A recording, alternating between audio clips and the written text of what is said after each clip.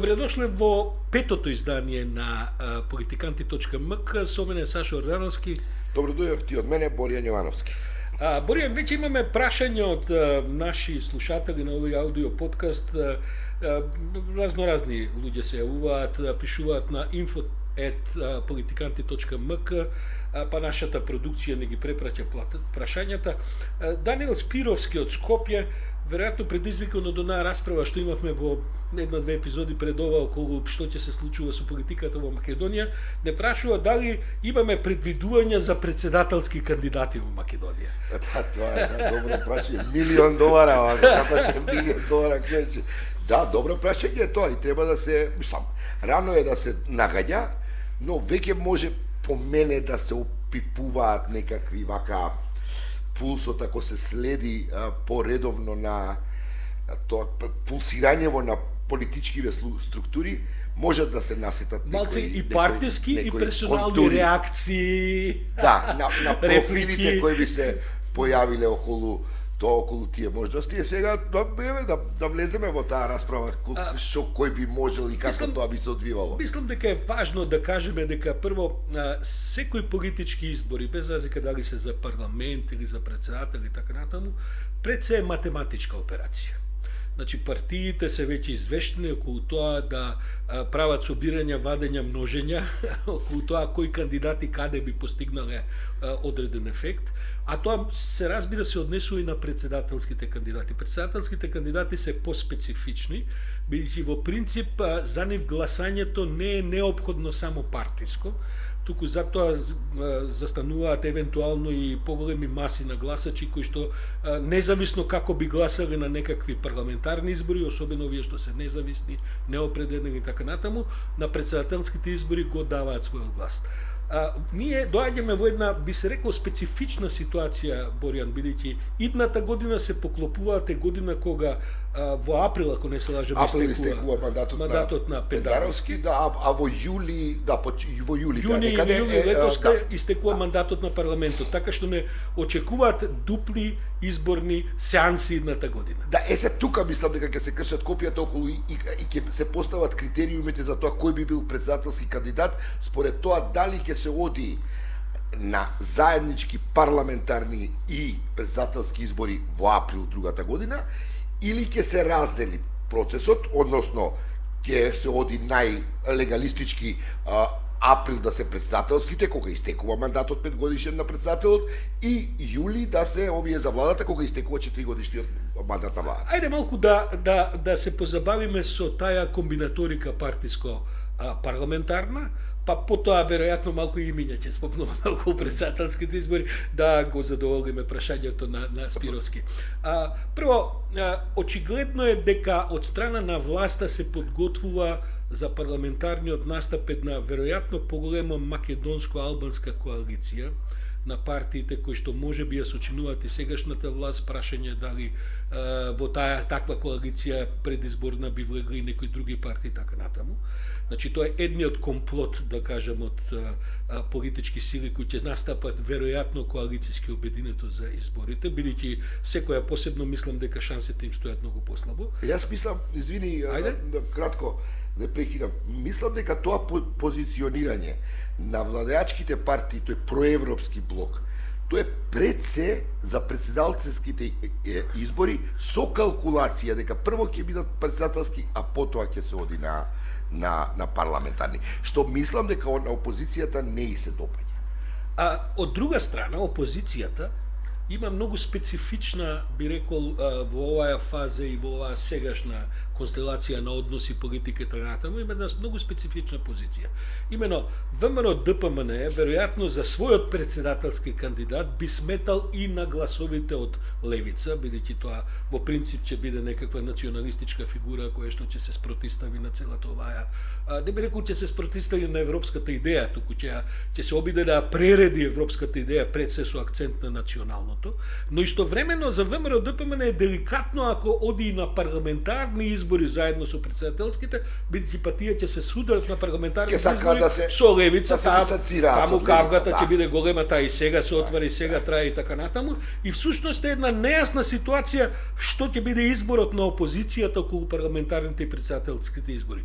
да, тие сега велат, барем она што се шушка по коридорите и овие оговарања, озборувања разноразни политички, дека тие може дури да постои шанса и да ги бойкотираат претседателските избори ако не бидат заедно со парламентарните. Па мислам дека тоа е веќе спомнато во некои од тие неформални разговори, дека опозицијата, односно ВМРО ДПМН, се не знам како ќе се пооднесува левица, дека ќе ги бойкотираат. Нив не им одговара таа варијанта да се оди на избори одделно, затоа што точно е дека ако се оди одделно, дека да, шансите на кандидатот на оваа проевропска коалиција се, мислам, поголеми да ги добие. Просто е математиката, велам пак да се вратаме на математиката.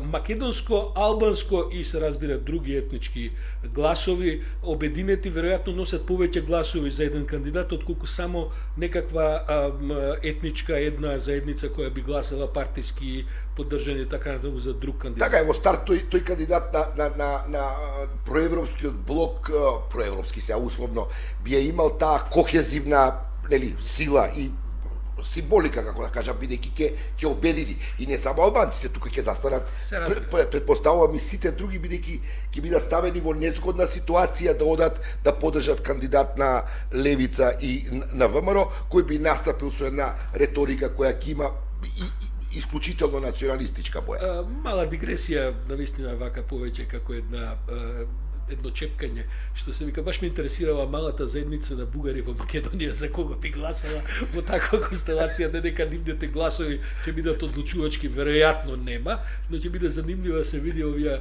промотори на тие стави за кого би застанале. Меѓутоа, има туку уште математика, Борјан. Доколку опозицијата ги бойкотира претседателските избори, според нашиот устав, во вториот круг од гласањето за претседателот мора да се постигне цензус од минимум 40% од излезност на гласачите. Што е тешко да се направи, а во македонски услови, така е, со бойкот на било која од големите партии СДСМ или ВМРО ДПМН, тешко се стигнува, практично е невозможно да се стигне до овој неопходен цензус, така што изборите може да пропаднат и со самата најава за бойкот и да бидат можеби повеќе на политичко-партиска вежба, би рекол пред некакви парламентарни избори, за да тука се искршат копијата околу тоа и се спротистават мечевите околу тоа кој е за европска иднина, кој не е за европска иднина и така натаму. Добро, се тоа ќе биде интересно ако се бойкотираат. Тој бойкот треба да има некој наратив. Зошто се бойкотира? Тешко е да се првиот круг не може да се бойкотира. И да го бойкотираат првиот круг, доволно кои да се кандидати, тие двајца што имаат најмногу одат во вториот круг. Без разлика колкава излезе. Без разлика. Значи, и сега што ќе ВМРО треба да каже, да, не се фер, не се слободни изборите. Тешко. Предпоставувам ќе одат со наративот дека државата троши пари премногу, организирајќи два изборни циклуса во само 3 месеца. Разлика. Да. Што не е нерационален, како да кажам, вака наратив.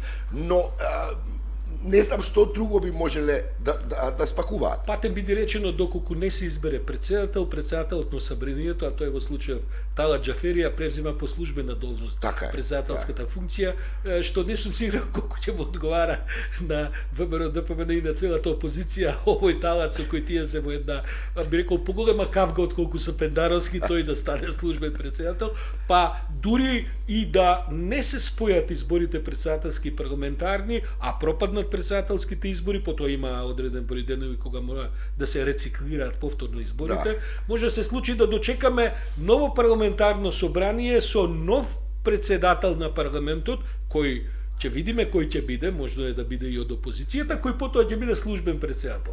Мислам, компликувана е оваа цела математика, дури и вака за едно слободно интерпретирање, а може да замислиш што ќе значи тоа на вистински политички терен. Но сега тука добро, од оваа затоа на почеток што реков, од оваа калкулација ќе зависи кои ќе бидат кандидатите. Мислам дека според тоа ќе се оди, ќе се мери како кој ќе настапи со кој човек. Сега тоа Ајде почнеме од кандидатите можни на власта. Стево Пендаровски е, мислам, во игра. Он очигледно е дека сака да добие и втор мандат. Точно е дека Пендаровски го врати на известен начин прилично девастираниот кредибилитет на таа институција кој го направи Ѓорѓе Иванов во 2 мандата пепел од институцијата, те во таа смисла изигра на еден пристоен начин се постави како председател, но сега се разбира, има и други амбиции таму во СДС. Например, Оливер Спасовски, мислам дека овој пат ќе малце посилно ќе турка. Само да кажем дека пред Оливер Спасовски евентуалната негова амбиција за председателски кандидат, мислам дека најголемиот страв па и резерва, па можеби кај Пендаровски, евентуално Заев да не се реши да се кандидира. Тоа го слушав таа приказ, ама јас искрено не верувам дека Заев ќе се појави. И официјално и мислам вака во приватни разговори цело време тврди дека тој е излезен од политиката, меѓутоа гледаме дека не престанува да се меша за некои прашања кои што се еминентно политички во држава. Тој човек уопште што бил на таква позиција, плюс он не е стар, тоа е никад не реци никад, што би се рекло. Но вака ако сега нели правиме прогнози, тешко можам да претпоставам дека он ќе се појави. Ми се чини дека Оливер Спасовски е сериозен кандидат во таа смисла, он му е и близок на Таче.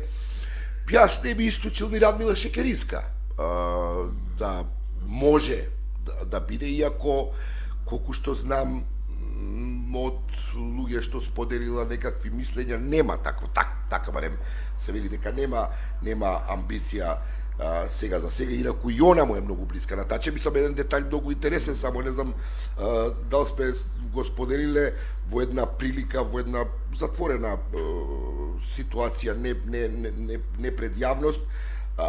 Таче јавно се заблагодари на Радмила Шекеринска како човек кој го внела него во политиката, во СДС.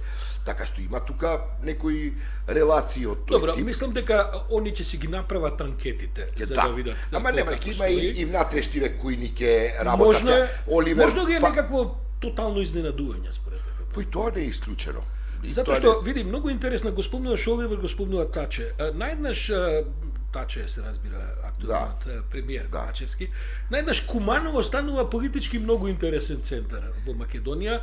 Прво таму СДСМ секогаш било, да кажем, преовладувачката политичка опција, меѓутоа со отцепување, ја не знам кој е статусот, мислам дека и тој не знае, на Максим Димитриевски, градоначалник во Куманово, во СДСМ, тој тврди дека е се уште член на СДСМ, но се слушаат разноразни верзии дека тој сепак ќе излезе и тој со некакво свое движење, веројатно заедно со Никола Димитров, барем тоа се главните озборувања. И Павле Трајанов, кои сепак ќе му откинат на СДСМ, ми се чини, значителен број илјадници гласови, а кога се работи за овој тип на председателски избори, не сум сигурен дали СДСМ може тоа откинување на гласовите да го надополни од некоја страна. Значи тоа ќе биде еден фактор на компликација, особено што мислам дека таа коалиција што ја спомнавме, не знам, Димитров, Максим Димитриевски и Павле Трајанов, многу ме занима кој ќе биде лидерот на таа коалиција. Таа ќе биде секако со, мислам, со поглед националистички вака еден тон и така натаму, бидејќи тоа се гледа и од досегашната, да кажам, политичка, би рекол, кариера на сите овие што се спомнати. Така што СДСМ ќе има деликатна задача да најде и кандидат кој би бил прифатлив за главните албански партии, бидејќи види, тие сепак ќе донесат главните албански партии веројатно негде меѓу, да речеме, 150 и 200.000 гласа, ако добро се организираат и се мотивираат. На страна сега раздорот во ДУИ, тоа ќе видиме како ќе се одрази. Така, кога ќе видиш математиката, Борјан, сепак овој број на, како да кажам, равенки со многу непознати, нема јасен одговор за тоа со кого би излегла власта на гласање. Што се случува со опозицијата? Тоа е интересно таму како ќе се позиционираат они. Ете сега таа околу сите тие спекулации, например, дека председателот на МАНУ може да биде кандидат. Тоа по мене, искрен да бидам, за ВМРО ДПМН не би го личело, но нема ни да ме изненади ако он биде нивни кандидат. Он повеќе вака ми личи дека е баш типичен, би бил кандидат за левица. како председателски. Ако ВМРО ДПМН бара личност која што може да ги обедини гласовите на десницата и на крајната десница во Македонија, председател на МАНИО еден Коцарев, човек, да. Коцарев, може би ни Гордана Силјановска, иако таја мислам дека веќе најави дека повторно не би се кандидирала, меѓутоа заради нејзините специјални односи со лидерот на левица, може да биде една компромисна личност, иако да бидам искрен, мислам дека релативно лошо помина на претходните председателски избори, Да. не сум сигурен дали би оделе со таква некоја варијанта. Други имиња? Таму види Кедев по мене Повторно вака, Кедев? не по мене него од она што го слуша. Да, што и можеби во овие околности во ова што сега го набројуваме како избор за опозицијата, можеби било и најдобра варијанта. Само не сум сигурен колку е таа релација на Кедев со Мицковски сега стабилна. Имаше во еден период ми се чини доближување, но сега не сум сигурен колку е Кедев во гравитира околу таа структура. Од ова што го Мицковски. гледам, мислам дека конечниот збор ќе го има Мицковски. Меѓутоа не сум сигурен до која мера може да го игнорира ставот на Груевски. Бидејќи Груевски е сепак се уште многу влијателна личност во неговата партија, не сум сигурен какви се нивните односи, веројатно не се многу добри. Лошо поминаа со градоначалникот на Скопје, градоначалничката на Скопје, се виде една, како да кажем така, една приправена кандидатура која сега им се одмаздува. Што ги чини, ми се Што чини, ги ако чини, не, така да, е, тоа ќе ги чини. на изборите. Па види, сега не сум сигурен Груевски колку ќе има влијание во овие Бидејќи има влијание во врвот на партијата. Мислам дека после ова одлука на Страсбург, мислам дека веќе неговите, како да кажам, шанси за некаков голем камбек се намалени. Па мислам дека ако и некој се славел, раду- да, ако Мицковски. некој славел за тоа е Тоа му е можност да се отараси од неговата сенка и таа хипотека цела што Груевски ја носи со себе. Но добро, тоа ќе биде, но се ова Сашо мора повторно да се види во контекст и на оваа иницијатива сега која ќе излезе и ќе биде се погласна за уставни измени и јавната дебата која ќе се води за тоа, бидејќи изборот на кандидат, особено кај опозицијата, ќе зависи како ќе се позиционираат. Мислам дека во овој момент ВМРО ДПМН мери дали ќе оди радикално контра тие уставни измени или сепак ќе пушти сигнал дека можеби и би ги прифатиле за да и бидат конструктивен фактор за овие стратешки партнери на Македонија, но воедно и да го зголемат коалицијскиот капацитет во однос на албанските политички партии, бидејќи тоа е стварно тешка математика за ВМРО ДПМН. Они ако не ги прифатат уставните измени, заедно со левица не ме чуди да добијат и 61 пратеник во собранието. Но потоа како тоа ќе го хендла таа влада, колку ќе може и како да опстане во тие околности на одбивање на уставните измени, а под притисок на европските интеграции и стратешките партнери и албанските етнички партии, тоа е Патем биде речено, ова е сега да се биде или не прашање за Мицковски, бидејќи дури за него не е ни најважно прашање, иако се разбира од врвна важност, како ќе помине на изборите и дали ќе освои доволен број на гласови да тој да биде мандатар, туку поважно прашање е дали ќе формира влада. Бидејќи мислам дека ако му се случи уште еднаш да евентуално победи на изборите, а не формира влада, за него кариерата е завршена, бидејќи во ВМРО ДПМН сигурно не би се согласиле и на разни високи, средни, ниски нивоа да продолжат да останат во опозиција заради невештината да се формира влада. Така е, за него е ова е стварно турбиорно и не е едноставно да се реши. Нешто многу велат зошто Мицковски бидел во уставни измени кога изборите му се во джеп. Може би му се во джеп, може би да формира така влада, но таа влада како ќе обстанува, што ќе прави понатаму е стварно малку дискутабилно прашање, знаеш. И јас и ти денеска бевме на некакви дипломатски средби, јас имав ручек со еден многу важен европски амбасадор, ти беше на една друга средба. Да, имаше дипломати кои спомнаа дека тоа со црните листи, на пример, они сега веќе и структурата им се оформува, има кластери. пак имаш кластери политичари, бизнисмени, ќе има неколку кластери на тие црни листи. Не разбрав кога ќе бидат објавени, но види, чим тоа се пушта во во објавени кога ќе биде опортуно да се објави. Така е. И мислам дека и тој механизам да знаеш дека ќе има големо влијание во конечните одлуки за сите овие крупни прашања. На тоа сакам да додадам дека на ручекот што јас денеска го имав, дознавам дека бидејќи Шпанија го превзема претседателството со Европската унија после Шведска, тоа значи од јануари, дека колку што ми пренесува некои од овие, да кажам, дипломатски избори, Балканот ќе биде во врвот на интересот на Шпанија и ќе биде спомнат, како да кажам, не онака патемно на крајот на нивните, знаеш дека они носат документи со кои што најавуваат што ќе прават за време на претседателството, туку Шпанија се амбицира да го врати прашањето на Балканот на врвот на интересот на Европската унија, што е логично, а и мислам и крајно време беше за тоа. И мала дигресија, многу сум изненаден од италијаните.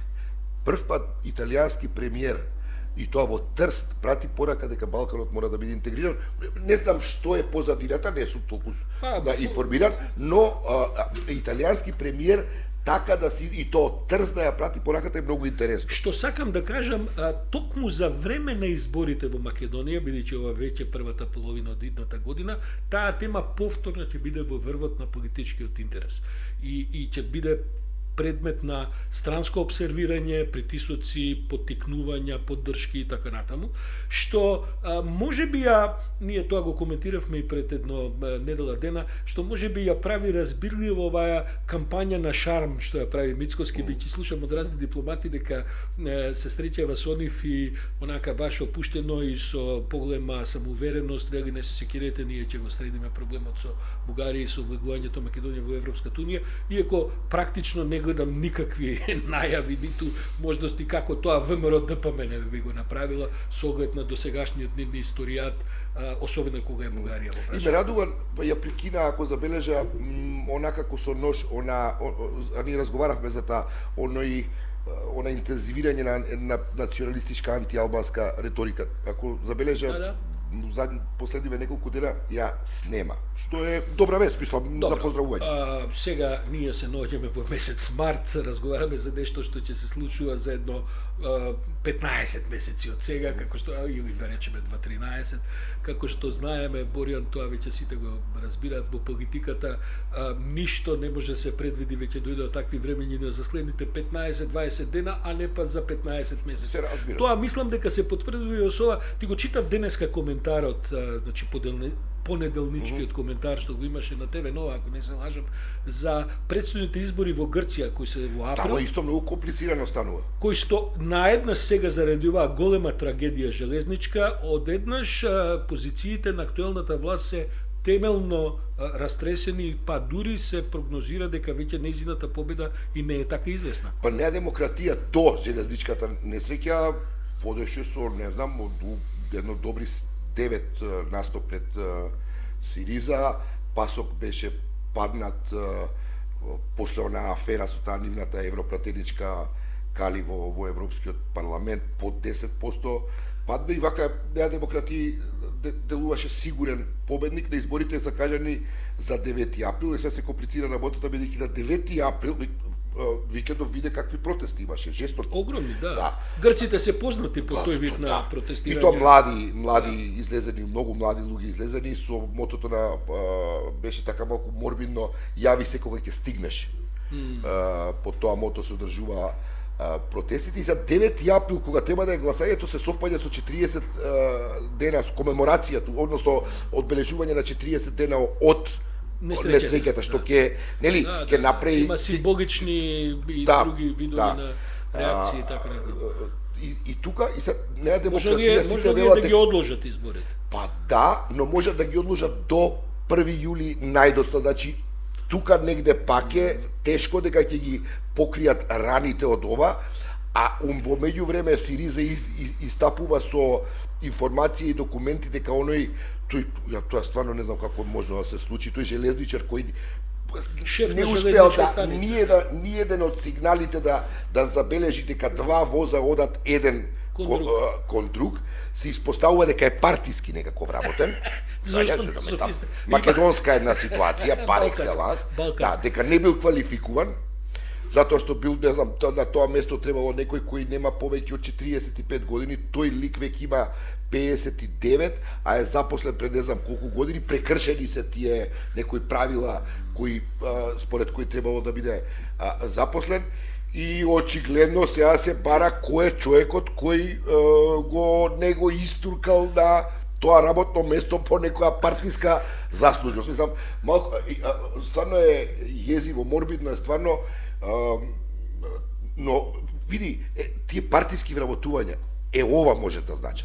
Та нестручност, Па во крајна линија, ако смеам да забележам, слично му се случува и на Ердоган во Турција после оваа огромна катастрофа со земјотресот. Сега се навраќаат, мислам дека до сега испоапси 1-2-300 луѓе одговорни за разноразни градби кои што се правеле таму и така натаму. Сега од кога таму веќе има над 50.000 мртви, ми се чини дека е тоа последната статистика, а можеби и повеќе, бидејќи не се знае од ова што се ранети, повредени и така натаму што ќе преживее. Сега Ердоган е во истата фаза на извинувања. Мислам дека на Караманлис му забележува, се извинувам, на Мицотакис му забележува дека предоцна се извинува за се тоа. Првото извинување му е човечки фактор, е као ние немаме врска. Па сега излезе со ново извинување во сабота. Слично како и Ердоган, со големо задоцнување почна да прифаќа вина и ке државата и така натаму, и него му се клати целата изборна позиција. Поготоа што Истанбул веќе го има изгубено. Така, Истанбул веќе го има изгубено и така можеби посебно ќе се навратиме кои ќе дојдат тие избори на тоа што всушност се случува во Истанбул, бидејќи не сум сигурен колку е македонската јавност запознаена со идеите и проектите за нов Босфорски канал кој треба северно од постоечкиот канал да го поврзува како и Босфор, Црното море со Медитеранот. Огромен проект за кој што се залага Ердоган, меѓутоа има многу интересни компликации политички, финансиски и така натаму. Борјан, мислам дека е добро да ја завршиме оваа тема со уште едно прашање кое што ни доаѓа од Добре, многу ми е драго што ме прашање. Да, ни се јави Стефан Симоновски, кој што се представува, се разбира, на нашата info@politikanti.mk адреса, кој што се представува како експерт за информатички технологии, човек кој што работел на нешто што се вели инцидент менеджмент и на дигитална форензика.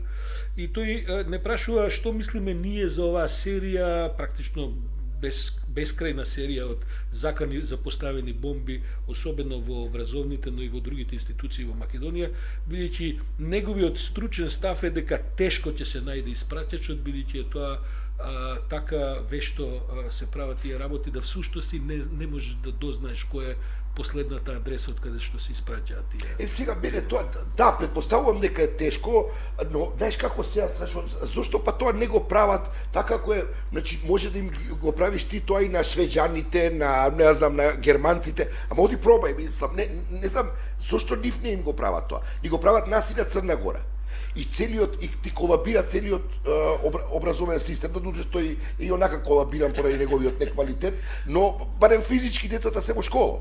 Како да кажам? Тоа е огромен проблем, бидејќи сериозен проблем е ова. Особено после 2 години пандемија и онлайн настави и така натаму, знаеме какви се и реакциите и резултатите од сето тоа.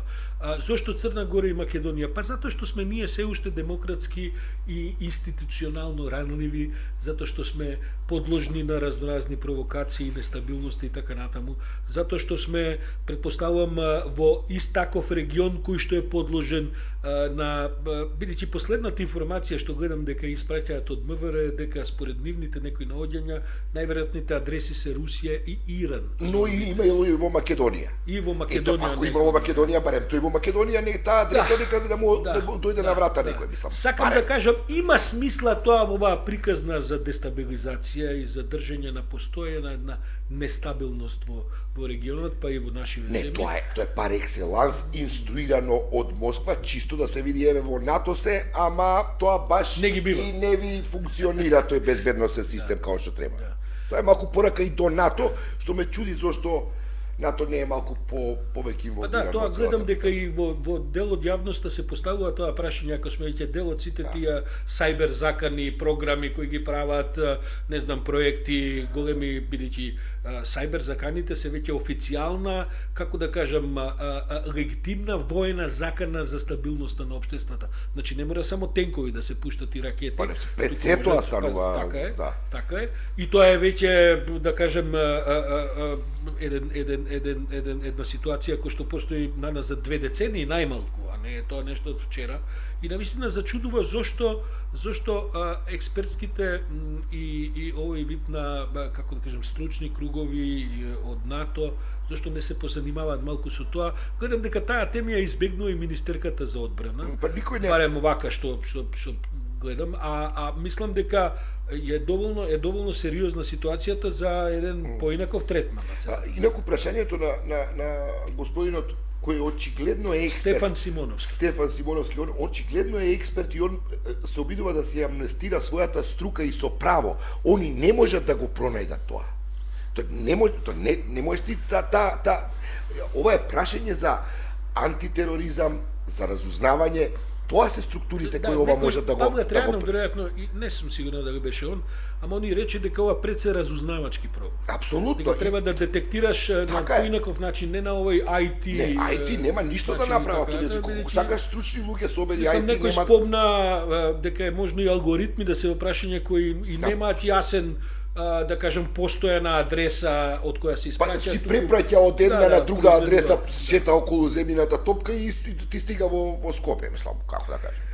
Боријан, 31 минута разговараме веќе, ама јас некако не би можел да ја затворам ова издание на подкастов, да не спомнам една изјава која ми остави силен впечаток датата недела. Се смеам бидејќи се работи за Вале Цветанов, кој што излезе со изјава дека тој сега се прогласува за бугарин, бидејќи додека бил во политиката не смел тоа да го направи, се плашел, една калкулантска изјава, се разбира, Ваде Цветанов може што сака да биде и нека му е честито и така натаму. Меѓутоа со ваков тип на личности, бидејќи неговата биографија е прилично колоритна со сите можни, како да кажам, естрадни, политички и така натаму собитија, мислам дека во крајна линија би можело да се прогласи ова за 3:0 у гости меѓу нас и бугарите. Па не знам, се Радев не пушти хеликоптер нешто да го спашава Вале Цветанов од не сигурно дека кај му се кривичните пријави, бидејќи имаше и такви за неговата последна работа, беше функционер негде во нека институција, нели директор за баш за некакви истраги и така натаму.